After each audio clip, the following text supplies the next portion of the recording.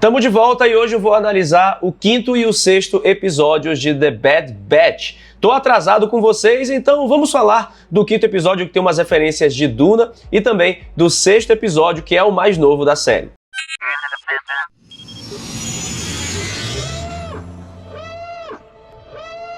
Todos os Wings Repórteres, sejam bem-vindos ao Diário Rebelde. Eu sou o João Jedi. Peço desculpas pelo sumiço, foi uma semana complicada, semana passada, mas estou de volta, tá? Quem acompanhou as redes sociais do canal e as minhas redes sociais entendeu, né? Viu o que aconteceu. Mas de todo modo, a máquina não pode parar, o Império segue aí em larga expansão, então precisamos analisar The Bad Batch, terceira e última temporada. Então eu vou trazer as análises dos dois episódios, do quinto e do sexto episódio juntos. Por isso eu convido você a ficar comigo até o final desse vídeo, porque pode ter aí algum detalhe que você não tenha pegado no quinto episódio, ou que você não viu em algum outro canal de algum amigo ou amiga. Então, olha só, vamos segurar a onda e vamos pro quinto episódio chamado O Retorno, que começa com a Ômega feliz da vida acordando na sua caminha e não na cela do Monte Tantis. Aí o Wrecker dá uma fruta pra ela que diz que encomendou do Shep da Lyanna Harzard, aquela dupla que a gente conhece lá em Pabu, na segunda temporada. Eles são pai e filha e mais uma demonstração de como Pabu é um lugar calmo e um lugar para onde o Bad Batch poderia ir para se aposentar.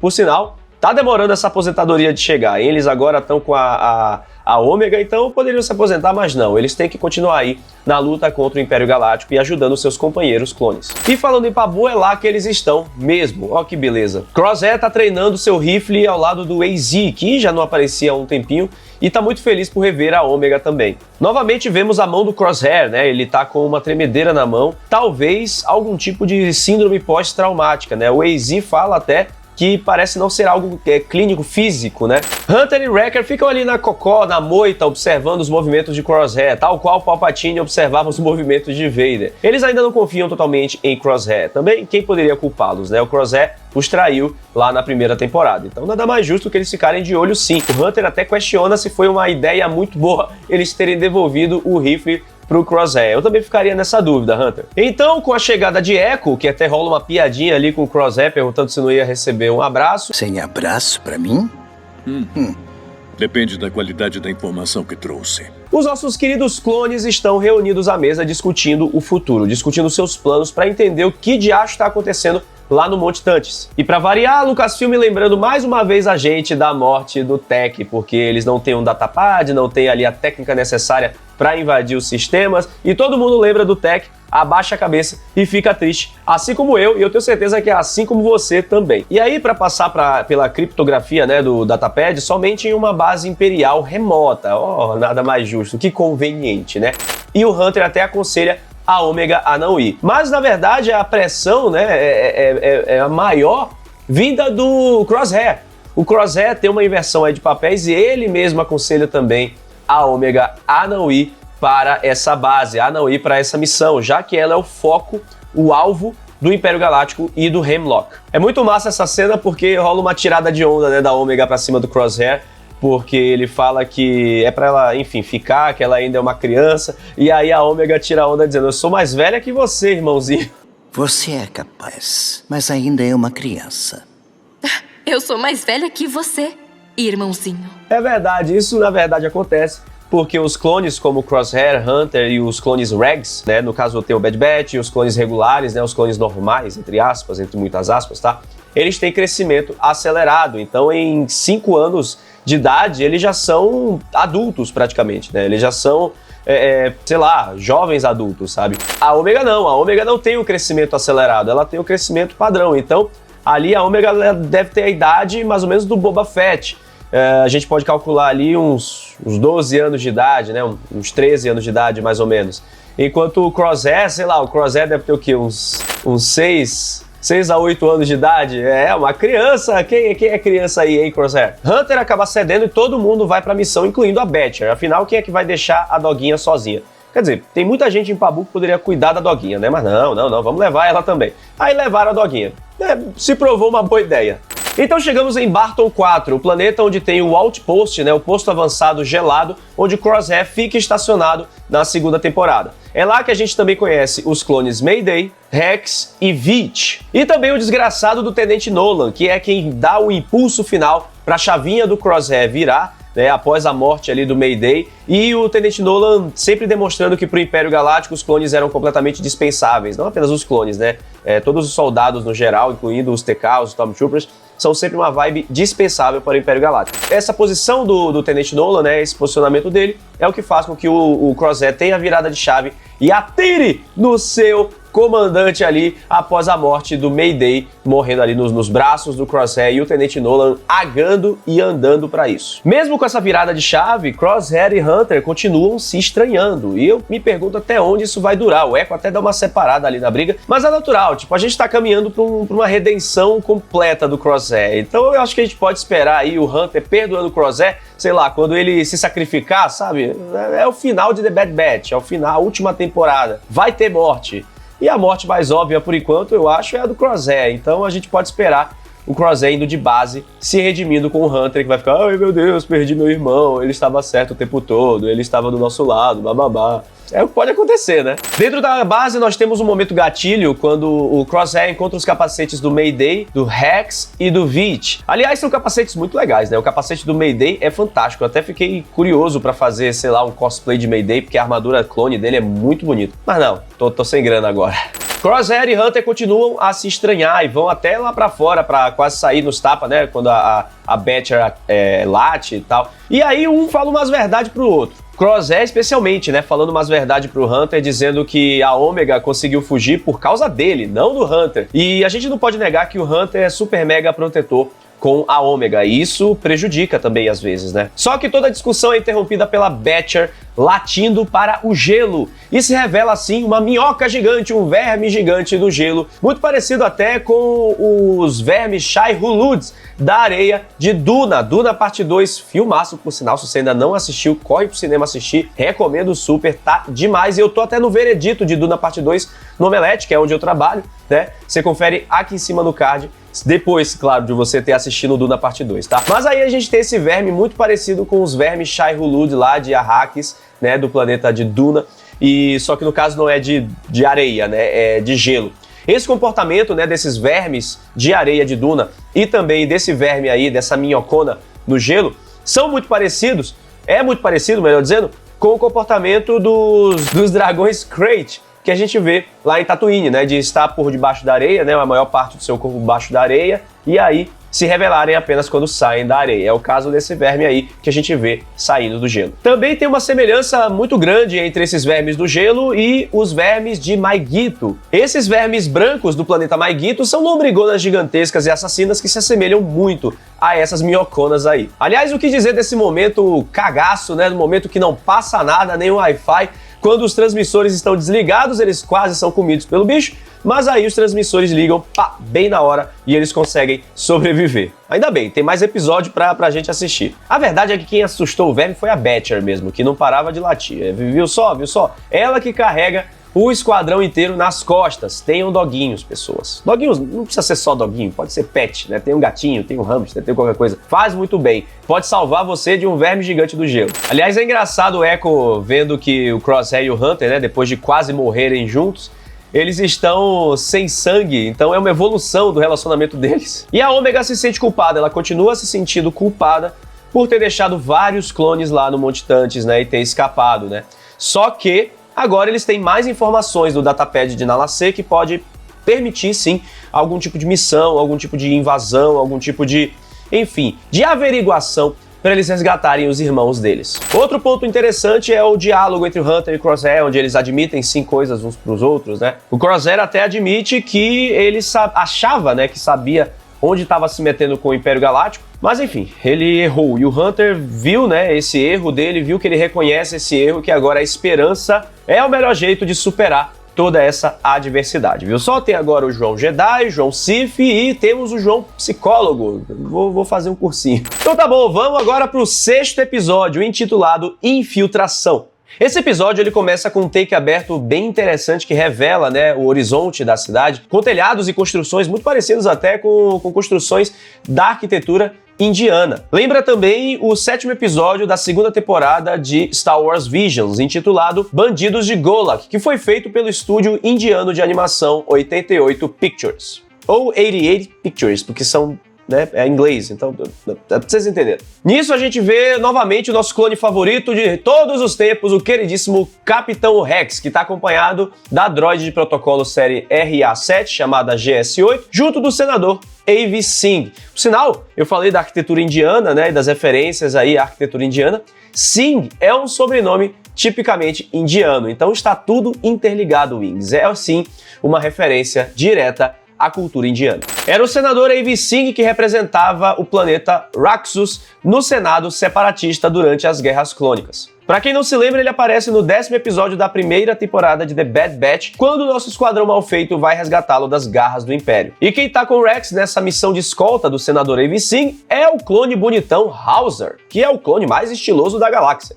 Ele servia em Ryloth e era próximo do senador Twi'lek Orn-Free-Taa e também de Sham Syndulla e da família Syndulla, logo de Hera Syndulla, que também apareceu em The Bad Batch. E quem tá vigiando eles é o novo Marrok, por assim dizer, né? O novo soldado, sei lá, qualquer coisa de preto aí, misterioso que a gente teorizaria, né? Esse novo Marrok é o soldado imperial que o Hemlock manda atrás da Ômega. Eles chegam no estabelecimento que tá bem guardado e lá o senador Avi conversa com a senadora Ryo Chuchi, que a gente conhece pela primeira vez em The Clone Wars. Ela aparece lá representando a sua lua natal de Pantora. Depois ela retorna ali em The Bad Batch, na crise dos clones e da aprovação dos Stormtroopers, mas a gente só conhece ela mesma ali pelas temporadas de The Clone Wars. Já tem um tempinho até que a senadora Chuchi aparece. E é interessante esse diálogo entre o Singh e a Chuchi, porque eles estavam em lados opostos da guerra, né? A Chuchi até menciona isso. Ela era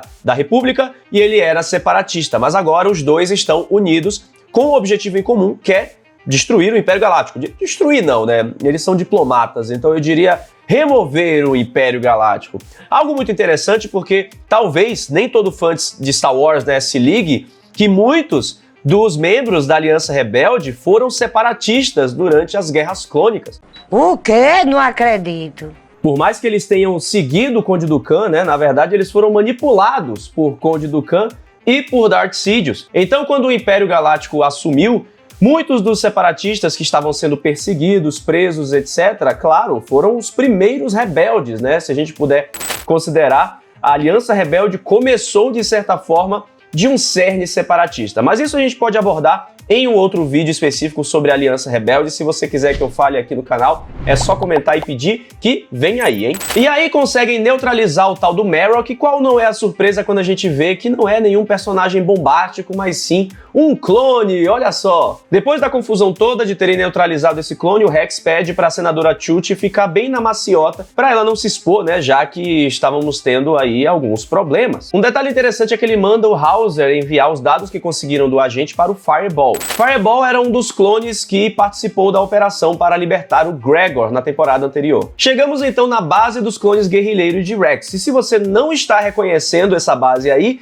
ela é o mosteiro que a gente conhece no filme The Clone Wars de 2008. A base fica localizada no planeta Teth e é um mosteiro dos monges Bomar.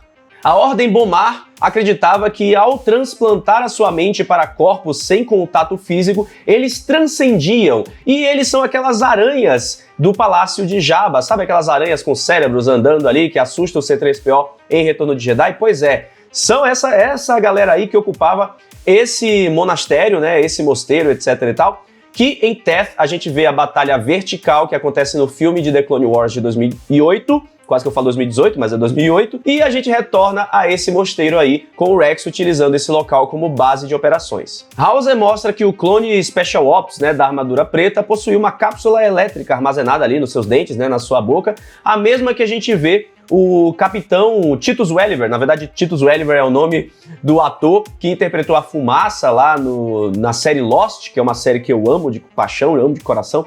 Enfim, ele aparece lá na segunda temporada de The Mandalorian. Enfim, ele se, né, quando ele utiliza uma cápsula elétrica muito parecida com essa aí que localizam no clone. Por sinal, essa era uma técnica utilizada pelos soldados nazistas durante a Segunda Guerra Mundial, mas não era uma cápsula elétrica, claro, era uma cápsula de cianeto de potássio.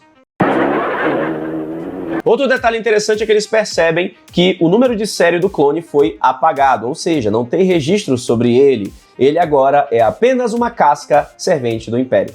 E falando em Império, a galera do Monte Tantis decide eliminar esse clone, né? Porque nada mais justo, já que ele pode comprometer toda a operação, vamos matar mesmo, né? O Império Galáctico. Nossa trupe de clones descobre que esse clone aí, maligno, possuía uma lista de alvos, e dentre esses alvos estava a nossa fofa e querida Ômega. E o Hauser fica de calundu quando o Rex menciona, né, que vai contactar o Bad Batch, porque ele não gosta do Crosshair. O Crosshair queria interrogá-lo lá na primeira temporada de The Bad Batch. O Crosshair servia fielmente ao Império e o Hauser tá com o pé atrás com o Crosshair. Mais um, né? Quem não está com o pé atrás com o Crosshair? Todo mundo. Everybody hates Crosshair. Quando estiver vendo TV, eu vou estar lá. E o Echo que dá pra Ômega um blaster besta, um negócio gigante. Véi, que isso, velho? Olha a arma que você dá pra criança. Hauser continua aí com a orelha em pé pro Crosshair, porque ele menciona que na lista de alvos está a Ômega, mas o Crosshair não tá. Ou seja, mais uma vez, vamos então, Crosshair traidor, todo mundo de calundu com Crosshair. A Ômega situa todos os clones sobre os projetos que estavam sendo tocados no Monte Tantis e fala sobre o projeto da contagem midi-cloriana. E o mais engraçado é que, diferente da gente que está aqui do lado de fora assistindo Star Wars, os clones não fazem ideia do que é contagem midi-cloriana, mesmo andando com os Jedi.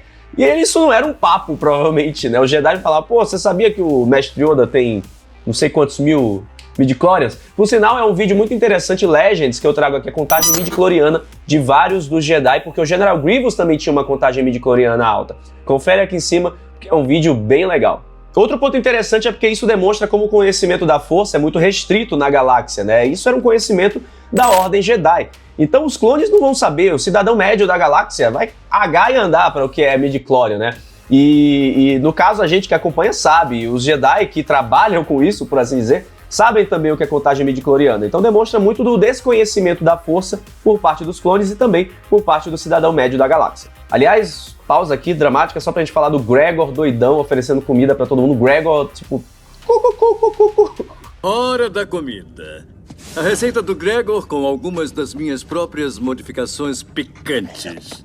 E o clone que invadiu a base sem disparar um alarme, sem ninguém perceber, o cara é o bichão mesmo, mas pô, velho, vários clones ali, brabos, e ninguém notou que o cara tava invadindo, né? Tudo bem, é da história. E aí é que rola o pega pra capar, explosão atrás de explosão, tiro, porrada e bomba, e o alvo prioritário continua sendo a Ômega. Então chegam reforços imperiais para ajudar na captura, e quem lidera eles é o nosso querido Comandante Wolffe. Wolffe que está junto com Rex e Gregor em Silos, lá em Star Wars Rebels, ou seja, vamos ver sim uma espécie de redenção do Wolffe muito em breve para ele se juntar aos nossos amados clones nesse exílio durante a ascensão do Império. Um episódio muito bacana, onde a gente afundou, ou melhor, aprofundou ainda mais nos clones. Oi, Wings, fui pego de calça curta porque eu gravei apenas análise até o episódio 6 e o Disney Plus soltou o episódio 7, extração também de The Bad Batch. Eu tô em Salvador, como vocês podem perceber, quer dizer, não podem perceber porque não é como se o farol da Barra estivesse por aqui, mas enfim, tô visitando a família. Mas vamos lá, vamos analisar o 7º episódio, intitulado, como eu falei, Extração, que a gente começa a partir do que rolou no episódio passado, que por sinal, né, você tá acompanhando aqui nesse vídeo super longo, trazendo todas as análises que eu fiquei faltando trazer pra vocês de Bad Batch. A gente tem a base do Rex ali em Teth toda desmoronada e o grupo começa a querer escapar pelos túneis debaixo da terra. E aí, como o vaso ruim não quebra, né, o clone imperial da armadura preta também consegue fugir. Seguindo ali nos conflitos entre clones, Wolffe chega e começa a perceber que os rebeldes que ele foi enviado para poder derrotar não são tão rebeldes assim, são outros clones. Então isso já começa a demonstrar a mudança de caráter do comandante Wolffe. Ele já tá percebendo que tá tudo muito estranho. E o outro clone comando que tá lá, dizendo que, né, mecanicamente ele responde, né, como se, tipo, clone e rebelde é tudo igual, tudo a mesma coisa. Nem tá, né, na lavagem cerebral esse aí. Também rola uma troca de farpas com o agente imperial, que não quer revelar a sua missão, né? E, tecnicamente, quem tá no comando é o Wolffe. Mas, pra quê, né? Pra que revelar pro seu comandante superior? Não quero não.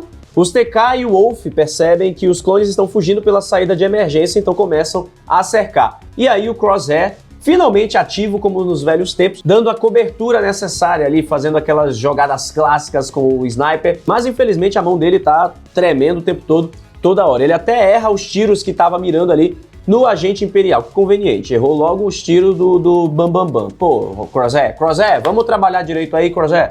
Aí eles chegam na cápsula de fuga e como nem tudo são flores, na verdade em Star Wars nada são flores, nossos heróis sempre têm que apanhar, o agente imperial consegue atirar e derruba a cápsula deles. E o Wolf mais uma vez peita ele porque eles precisam da Ômega viva, eles têm que cumprir a missão e o agente imperial tá metendo louco. Wolf, olha no que você está se metendo, meu querido. Caia logo em si, pelo amor de Deus. Eu quero aquele Wolf moleque de Star Wars Rebels, que também fez besteira lá em Star Wars Rebels, né?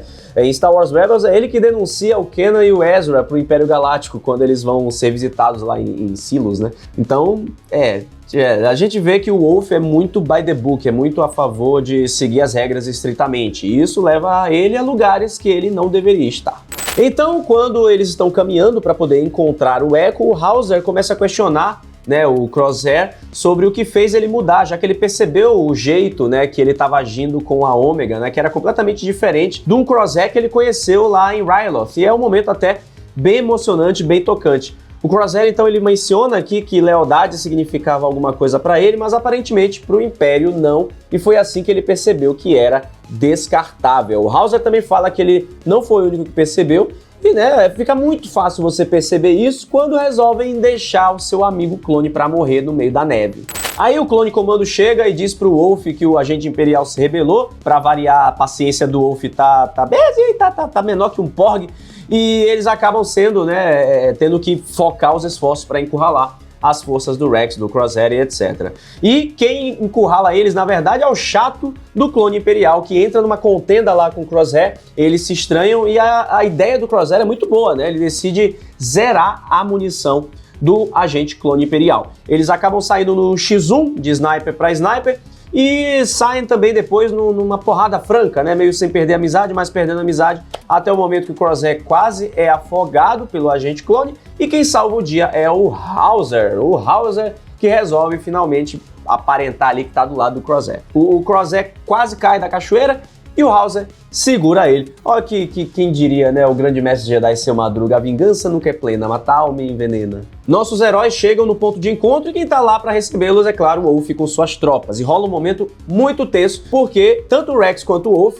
acabam ficando chocados, né, ao verem lá um ao outro. E o que a gente vê, na verdade, é que tem uma torta de climão mesmo, porque acontece na segunda temporada, não, melhor, na 7ª temporada de Star Wars The Clone Wars, que o Rex é dado como morto, né? Ele e a Ahsoka forjam as mortes deles para escapar do Império Galáctico. E assim, o Rex começa a plantar sementinha na cabeça do Wolf, né? O Wolf tava achando que o Rex tinha morrido, que a nave tinha caído com ele dentro, aquela coisa toda.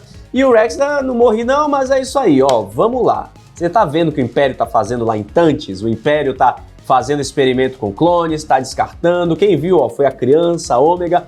E você tá aqui pra caçar uma criança, Wolf. É muito legal essa parte porque o Rex começa a chamar o Wolf pra abrir os olhos, né? Apesar dele só ter um, mas enfim, você entendeu. O Wolf, assim como o Rex, foram treinados para não questionar ordens, mas eles estavam sendo designados para sequestrar, para capturar uma criança. Olha que pesado isso. E a gente vê que em The Clone Wars o rolê era outro. Os clones eram bem vistos pelos planetas aliados à República, né? Até porque eles também eram muito solidários com outros povos. E esse posicionamento mudou, o Império Galáctico mudou completamente toda essa vibe, né? Tanto que a gente tem aquele episódio lá de Ryloth, onde a garotinha Numa, que é Twi'lek, né? E ela fica chamando o Axel e o Boyle de Nera, que significa irmão, no idioma Twi'lek. Então assim, os clones sempre tiveram uma empatia com crianças, com o povo da galáxia, e agora o rolê é outro, o Wolf está sendo colocado, posto à prova, todas as suas crenças, por conta de um Império Galáctico que não mede esforços para espalhar o medo, para conquistar a galáxia, para o Palpatine ascender cada vez mais no poder. Aliás, eu fiquei interessado aqui nessa parte, porque o Wolf meio que deixa eles irem embora, né? O clone lá, comando, ele até fala pro Wolf que deixou os traidores escaparem, né? Uma coisa assim, mas o Wolf fala, talvez sim, talvez não, podem ser traidores, podem não ser, mas eu devo isso a eles, né? Como clones, como irmãos, praticamente. Então a semente da discórdia foi plantada na cabeça do Wolf e, faz o ruim não quebra, a zorra do agente imperial tá sobrevivendo, né? De algum jeito, o agente imperial sobreviveu e o Wolf agora está com a sementinha plantada para fazer parte da patota do Bad Batch. Eu acho que o Wolf vai conseguir se juntar a eles até o final da temporada, pelo menos assim, até os episódios que eu assisti até o episódio 8, a gente não tem nenhuma possibilidade disso ainda, mas eu imagino que é o que vai acontecer, porque a gente tem que ver as coisas se encaminhando para os eventos de Star Wars Rebels e afins. Então eu acho que é o que vai rolar. E o Rex, ele até fala, né, uma frase do trailer, que ele achava que com o fim da guerra isso ia significar o fim da morte dos irmãos dele, mas que ele estava terrivelmente enganado. E agora tudo está se desenhando para a próxima metade da temporada de The Bad Batch. Assista aqui nesse vídeo, onde eu explico sobre o General Grievous e a contagem midi-chloriana, que é um ponto que pegou muito ali no episódio 6, dos clones não entenderem. E aqui você continua a assistir também a minha cobertura de The Bad Batch, com direito até a entrevista com o D. Bradley Baker, que faz a voz dos clones em The Bad Batch e Star Wars The Clone Wars. Até mais e que a força esteja com você.